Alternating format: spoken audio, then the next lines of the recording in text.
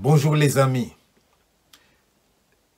L'une de nos sœurs, qui vit je ne sais pas très bien où, parlant au nom de la population du Kivu, nous a lancé un message qui mérite notre attention. Je vous laisse d'abord écouter le message. Je parle au nom des Kivusiens. Nous les Kivusiens, nous ne voulons pas vous voir chez nous. Nous ne voulons pas vous voir chez nous. Et pas inabiso, soko yaki mariage te, soko yaki musala te, nous ne voulons pas voir les balouba chez nous. Tribaliste, yes, I am. Soko zui ngondenge wana, I don't give a fuck. Zui ngondenge wana pe na baki si le susu na baki yo le susu musa pe natima. Ok? Ok? Ne venez pas chez nous. Boya et pas inabiso te. Tobando kuta na Kinshasa kuna na capitale eska ni bosi bo envahir kuna, tobando kuta na Kinshasa. Ne venez pas chez nous. Partons du principe que quand quelqu'un nous parle, même si le ton n'est pas approprié, même si les mots ne sont pas bien choisis, mais il y a probablement dans ce que la personne dit quelque chose qui pourrait nous profiter, quelque chose dont nous pourrions tirer avantage. Et moi, quand je regarde, c'est quoi ce que nous pouvons tirer de ces messages?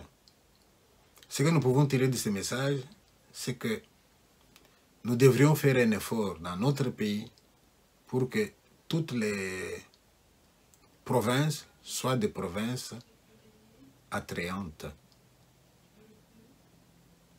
Pour que les gens puissent vivre chez eux et ne se déplacer que pour des raisons qui valent la peine.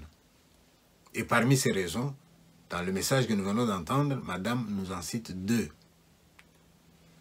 Allez au Kivu parce que vous êtes marié avec quelqu'un du Kivu. Allez au Kivu parce que vous travaillez au Kivu. Il y a de la logique dans ce que Madame dit. Voilà ce que je retiens de positif dans ces messages. Mais je voudrais maintenant dire à la dame que ce message aurait pu être encore plus efficace si Madame avait tenu compte d'un certain nombre de remarques que je voudrais lui faire. Première remarque.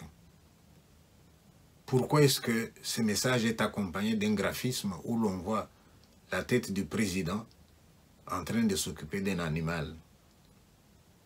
Madame, est-ce que vous avez la preuve que le président de la République a déjà mangé du chien?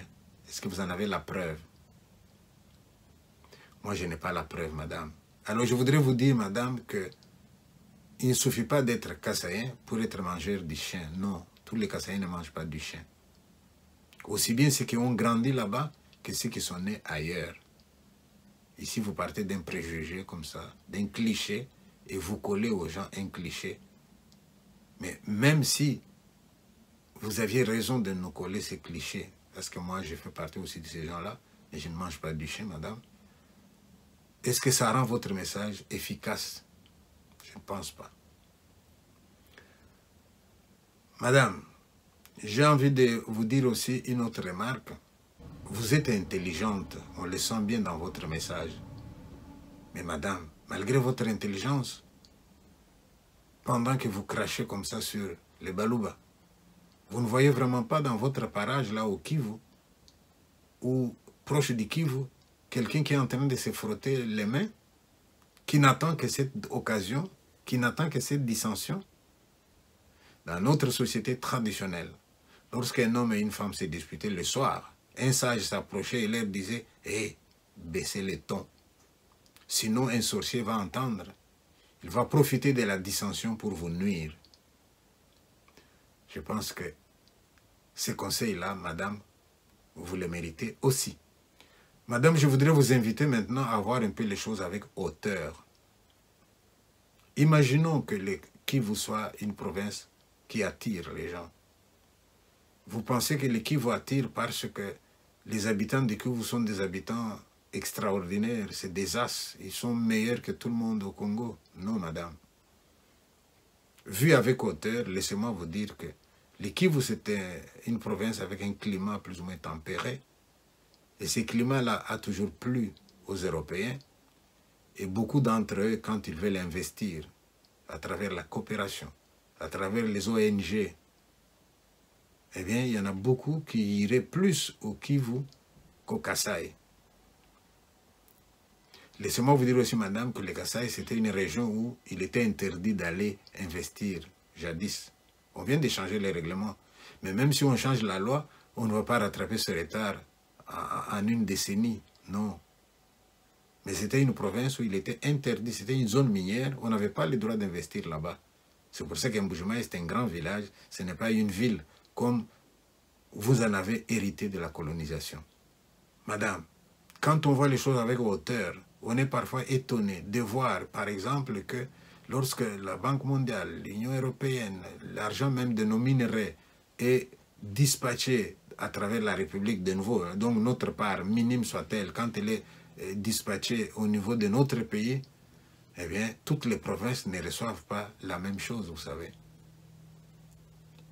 Et même ceux qui ne reçoivent pas, ils ploient sous la dette provoquée par cet argent qui vient de l'extérieur. Donc les autres héritent la dette et les autres héritent de l'argent. Et quand on hérite de l'argent, ça vous fait des emplois dans cette province-là, et tout le monde va courir vers ces emplois-là, et vous allez dire, ils viennent chez nous, mais justement, ils viennent chercher leur part du gâteau. Donc, votre message, c'est un message qui pousse à la réflexion. Comment rendre nos provinces attrayantes,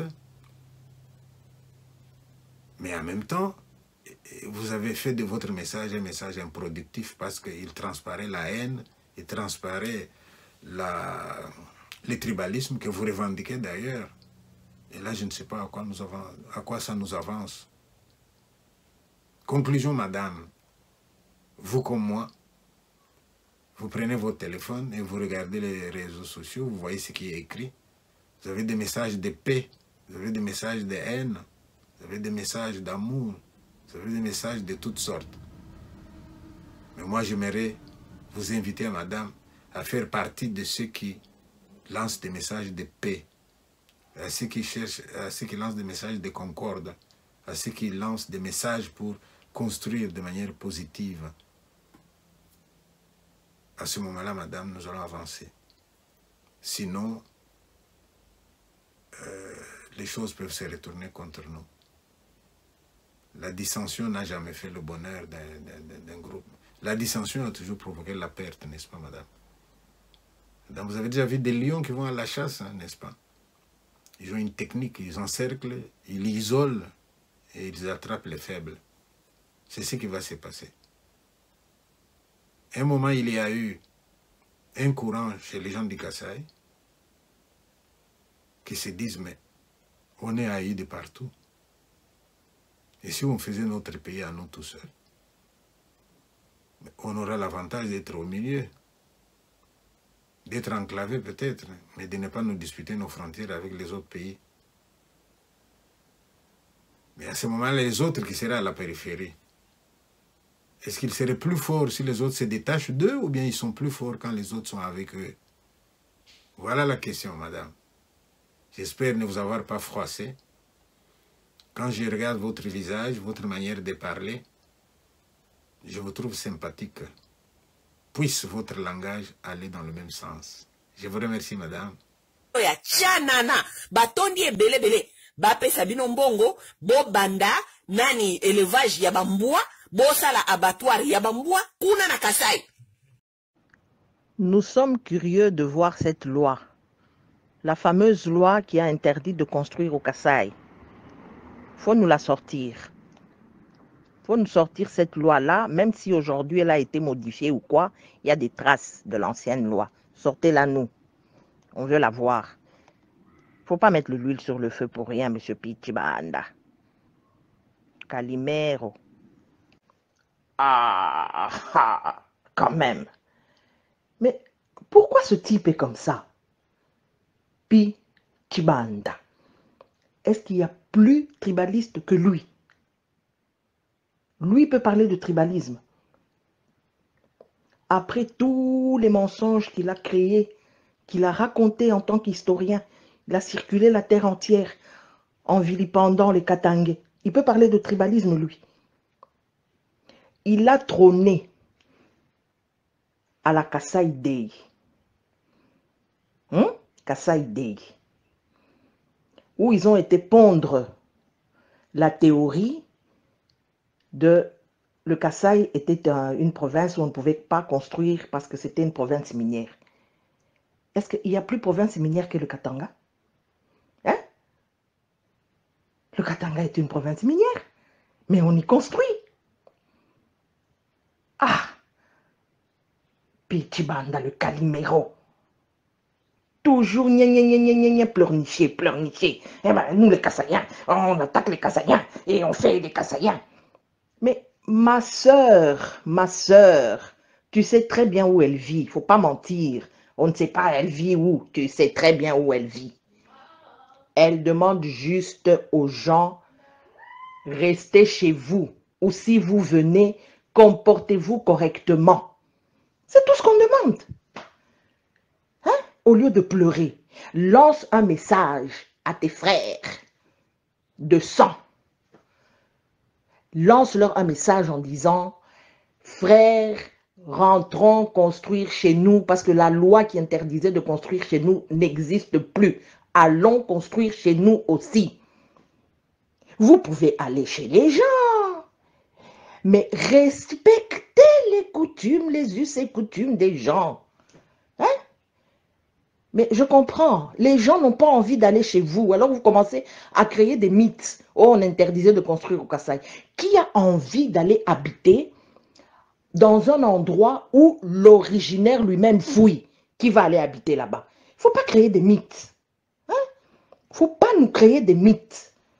Monsieur Pichibanda, c'est ça être un historien, pour raconter des mensonges aux gens. Mais vous, vous êtes vraiment un vrai noyeur de poissons, hein?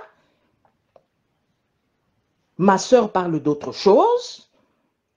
Vous, vous venez avec autre chose. On vous connaît. Monsieur le chuchoteur. Monsieur le baisseur de ton. C'est comme ça que vous avez baissé le ton dans votre Kasai Day.